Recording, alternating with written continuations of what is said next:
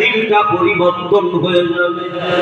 কত মক্কর কাজা কত টাকা চরমোনার ময়দানে যাইয়া বয়ান শুনে নামাজওয়ালা হয়েছে, ঠিক কিনা? প্রমাণ আছে না? দেখেন, আমি একটা প্রমাণ বলি।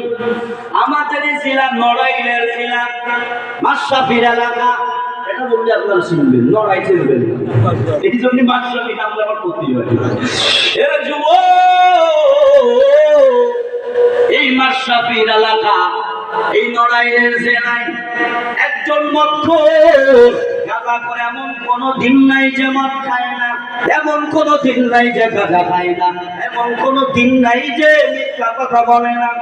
পাশে ছিল এক হুজুরের বাসা।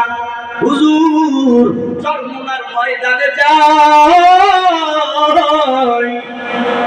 আল্লাহ ওয়ালাদের দরবারে যায়। ওই হুজুরের মুখে আমি ঘটনাটা শুনছি।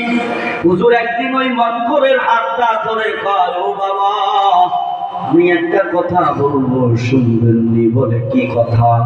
কই, কথা হলো আমার সাথে তোমার চরমোনার ময়দানে যেতে হবে। এই যে ফাল্গুনি বয়ান আসতেছে, এই বয়ানে চরমোনার ময়দানে যেতে হবে, যেতে পারবানি? এবার ওই যুবক কয়, আমার মদ খাইতে তো পারবো না, আমি যাবো। আরে হুজুর কয়, কি মদ ছাড়তে পারবো না? কয় না। ঠিক আছে, চলেন। ওই চরমোনার ময়দানে যে মদ খাই, কয় হ, তাই আমি যাচ্ছি, মদ সত্যি আমি যাচ্ছি, ওই তাই আমি মদ খাবো, তাই আমি যাচ্ছি। হুজুর বলে, ঠিক আছে, সমস্যা নাই। কেমন দরবার, কেমন দরবার, চিল্লানার সিলেটের মুসলমান। এর যুবক, কত জায়গায় তো ঘুরতে যান, কক্সবাজারে যান, টাকা খরচ করে করিয়া কত জায়গায় তো ঘুরতে যান, চরমোনার ময়দানে তিন দিন যান, দেখবেন কারবার কেমন, জিকিরের মজলিস, আল্লাহ আমাদের মজলিস, ঠিক কিনা? যুবক, আর 5 মিনিট আছে, খেয়াল করেন। যুবক মদ নিয়া কেমনে জানেন, মদটা সুন্দর করে বাঁচছে যেন কেউ টের না পায়।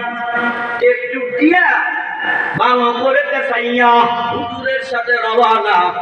যাই ধীরে যুবক, মদাম শুনি কই, হুজুর কি বলা লাগেনি? চলে গেছে মদের বোতল নিয়া চরমোনার ময়দানে হাজির। আল্লাহর বান্দারা খেয়াল করেন।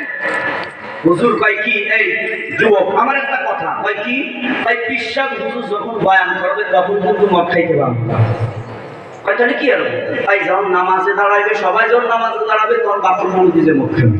হয় না, বাথরুম মধ্যে খাবো। হয় তাহলে ওই কোমর মধ্যে মদ খাবে, কেউ যেন দেখে না, খবর না।